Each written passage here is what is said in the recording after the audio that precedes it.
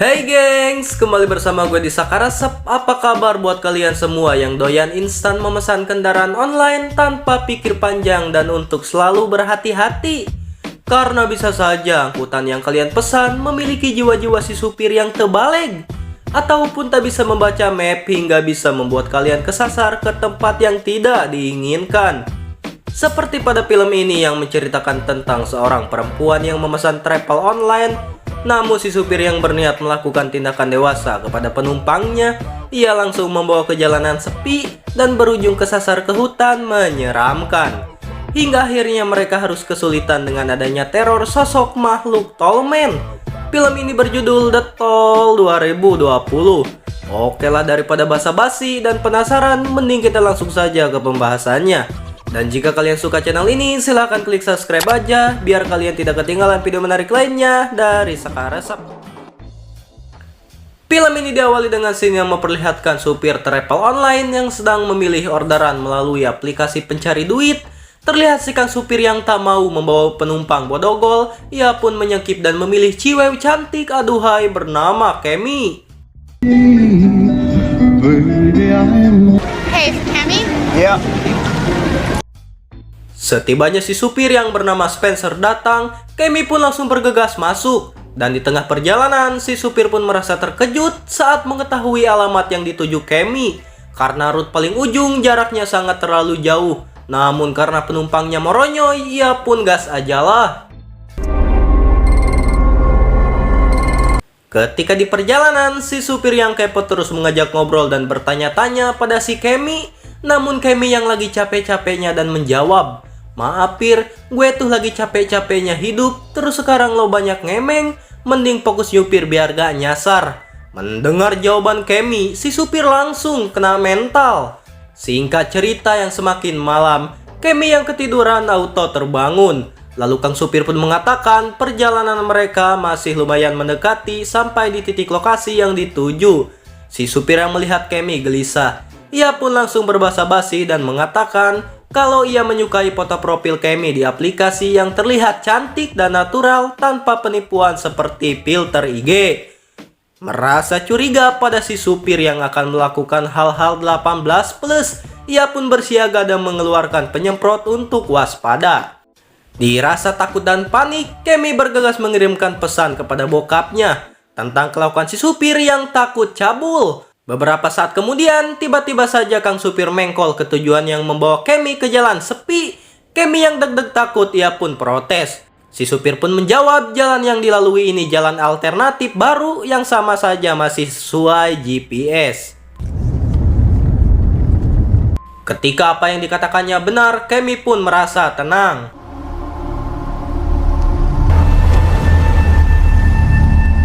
Lah, aneh sekali. Perjalanannya malah membawa Kemi ke jalan yang lebih sepi. Kang supir pun bingung ketika menyadari jika GPS yang dipakai malah menuju masuk ke arah dalam hutan.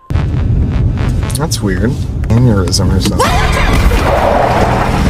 Jelas, mereka pun panik ketika merasa ada sesuatu yang tertabrak. Dan setelah si supir mengecek, ia sangat kebingungan karena tidak ada sesuatu apapun. Merasa ada hal-hal yang janggal, Kemi yang merinding meminta si supir untuk bergegas melanjutkan perjalanan. Namun sialnya, hal yang tidak diinginkan malah terjadi. Mobil yang ditumpangi Kemi malah mogok. Kemi yang merasa semakin panik ketika ia menyadari ponselnya malah ikut mati. Hingga akhirnya Kemi yang tidak ingin terjebak berlama-lama, ia pun memutuskan untuk pergi ke jalan dengan membawa barang-barangnya dan mencari bantuan. Melihat Kemi yang ingin pergi berjalan, si supir yang tak bisa melarang dan memberikan Kemi senter buat nerangin jalan poek. Meskipun rasa takut sampai nyetrum ke bulu bawah, ia pun terpaksa jalan di hutan yang poek.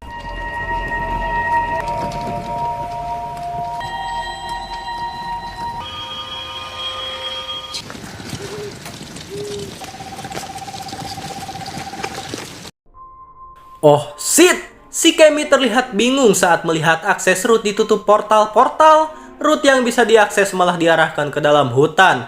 Anehnya, ketika di dalam mobil dan melihat GPS, ia tak menemukan route yang ditutup.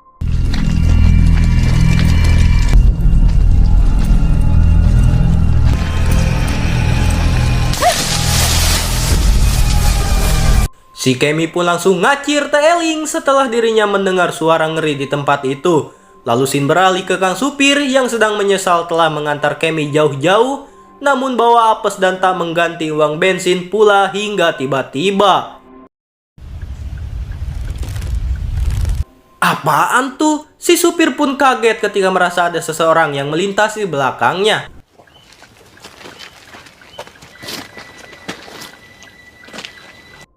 Oh my god, ia pun bingung melihat tulisan di kaca mobil, tolong bayar tolnya. Oh sungguh, si supir pun tak mengerti dan heran, mana ada di hutan seperti ini yang jaga tol.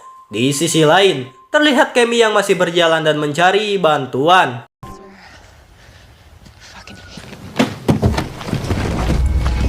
No. Serentak Kemi pun kaget ketika ia kembali ke tempat si supir dengan arah yang berlawanan. Kemi yang merasa berputar di tempat yang sama, akhirnya mereka berdua saling menyalahkan. Lalu si supir menunjukkan tulisan mistis yang ada di kaca mobilnya. Melihat tulisan Tallman, Kemi yang sedikit mengetahui tentang cerita makhluk legenda itu. Ia segera masuk ke dalam mobil lalu menyuruh si supir untuk mencari pertolongan agar mereka berdua segera keluar dari tempat aneh ini.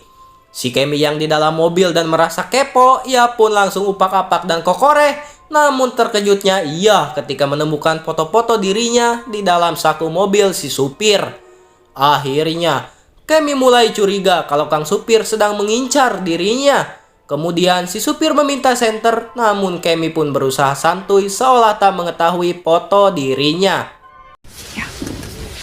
Thanks.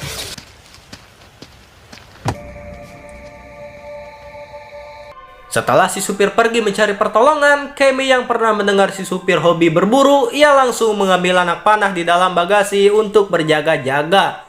Lalu Shin beralih pada si supir yang mendengar sesuatu mulai mengecek ke dalam hutan.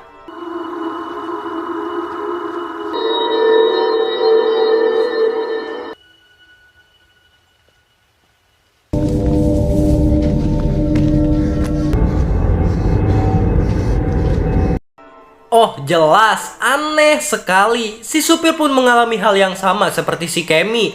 Dan setelah si supir kembali masuk ke dalam mobil, tiba-tiba Kemi bergegas bertanya, mengapa bisa ada foto dirinya di dalam saku mobil si supir.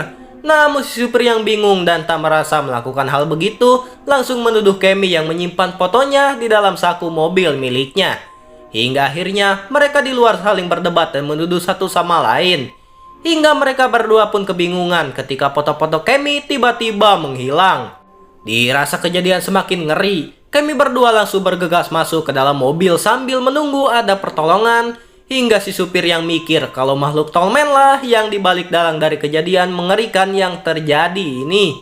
Dan juga si supir merasa kalau makhluk itulah seolah berusaha membuat pecah belah. Tapi sayangnya mereka pun masih belum mengetahui siapakah Tallman sebenarnya.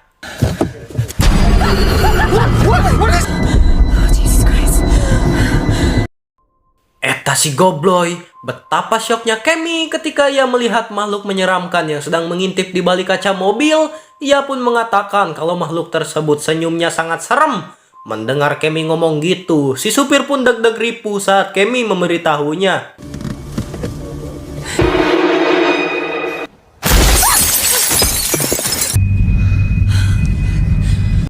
Teror makhluk semakin mengerikan, lalu si supir bergegas pergi mengambil panah simia di dalam bagasi. Lalu Kang Supir langsung mengambil benda yang dilempar tadi ke dalam mobil.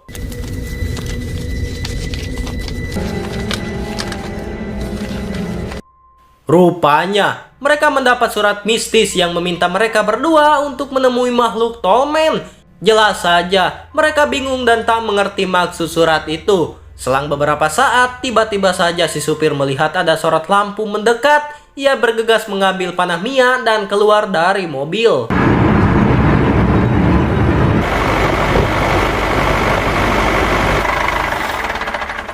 Broken down? Oh, untungnya itu si Madarai pertua traktor perapatan cabang Kaler. Lalu mereka berdua meminta pertolongan untuk bisa keluar dari tempat ini. Hingga Kemi mendongengkan tentang kengerian yang terjadi pada mereka. Sontak emak itu pun kaget mendengarnya. Si emak pun memberitahu katanya, ketika ada orang-orang yang mengalami kejadian itu, sudah jelas mereka akan dijadikan tumbal oleh makhluk Tallman.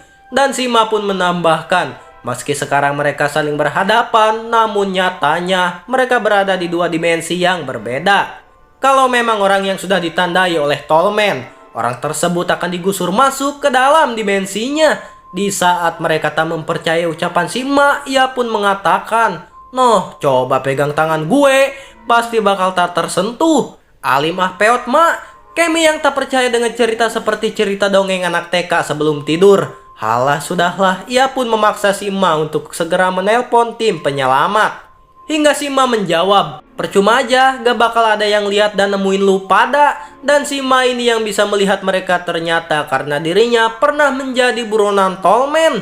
Namun waktu itu ia berhasil selamat karena bestinya mengorbankan dirinya untuk keselamatannya. Kemudian seketika ia akan pergi, ia meminta mereka untuk bersembunyi dan menunggu keajaiban tiba. Singkat cerita, mereka yang bingung dan ripuh dengan situasi seperti ini, lalu mereka mencari jalan keluar.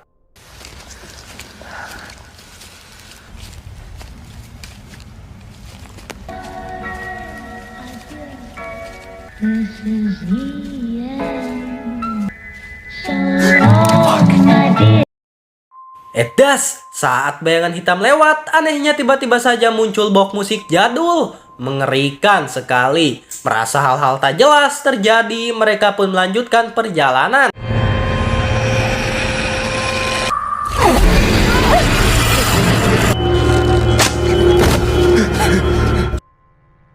Ajik, Kemi dan si supir pun lemah jantung ketika melihat makhluk yang terbungkus karung seperti poci. Mendengar ia meminta pertolongan, si Kemi yang menyadari jika itu ternyata bokapnya. Dan kemudian bokapnya menyuruh Kemi untuk segera menjauh dari si supir. Dan katanya, si supir akan membunuh Kemi itu dilakukan agar si supir bisa keluar dari hutan ini. Dan akhirnya, bokapnya pun modar dengan terbungkus karung. Lagi sedih dan duka, tuduhan Kemi kepada si supir semakin parah.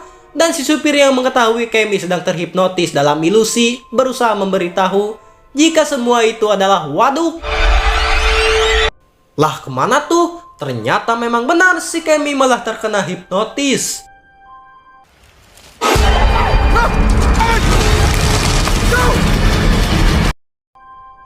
Ketika si Tallman mengerikan wujud, jelas mereka berdua kaget setengah edan setelah melihat lalu ngacir Papa Retot.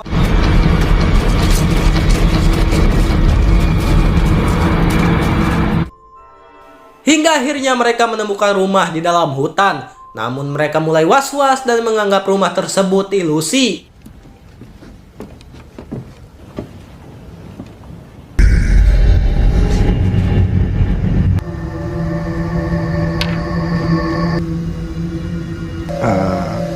Okay.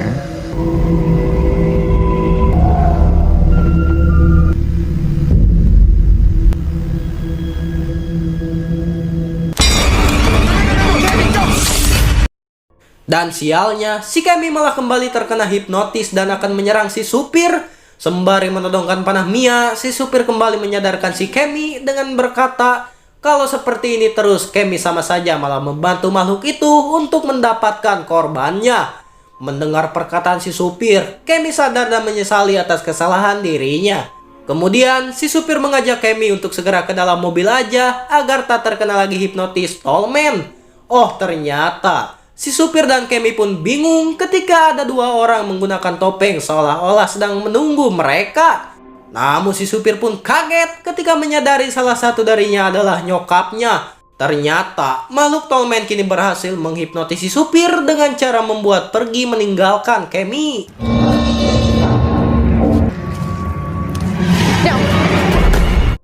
Dan kemudian orang bertopeng tersebut langsung menyerang Kemi sampai ngagoler.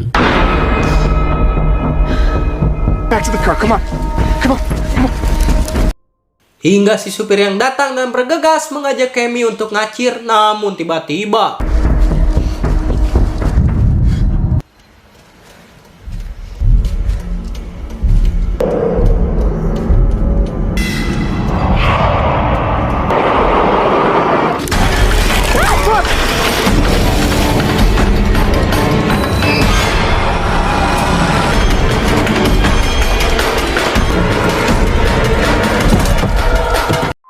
Di situasi ngagibrig ngeri, si supir pun menyuruh Kemi untuk segera menutup kaca mobil menggunakan lakban untuk menghindari mereka dari hipnotis yang menakutkan. Let's relive our special night. You're not real, you're not real, you're not real. Shut up!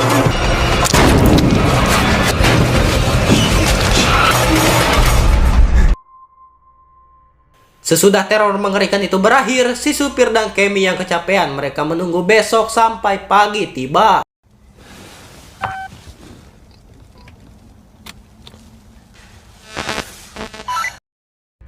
Oh, benar-benar sial. Mereka pun menyadari waktu juga ikut berhenti. Namun ngerinya si supir dan si Kemi dimintai saling membunuh agar salah satu dari mereka bisa keluar dari tempat aneh ini.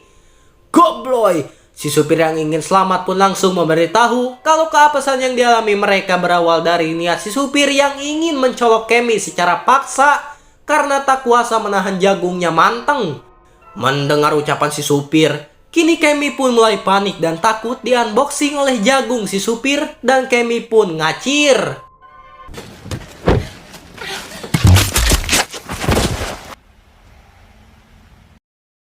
Dengan panah Mia, si supir pun berhasil memanah Kemi hingga terbaring.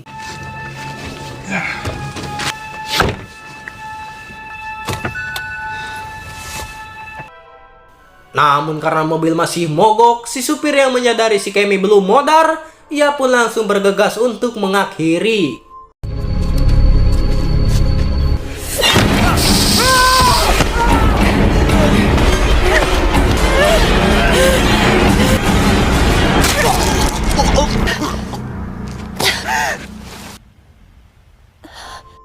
Dengan keahlian pembalikan teknik yang GG, Kemi pun berhasil membuat si supir modar dengan senjata makan tuan.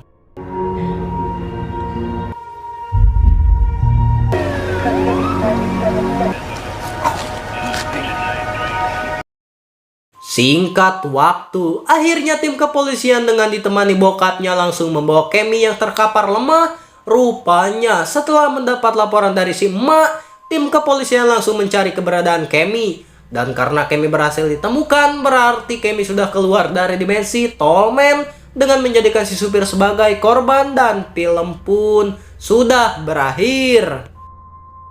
Bagaimana gengs? Menyeramkan bukan? Niat si supir yang berniat jahat ingin mencolok Kemi hingga mengundang makhluk Tallman dengan mudahnya melakukan hipnotisnya.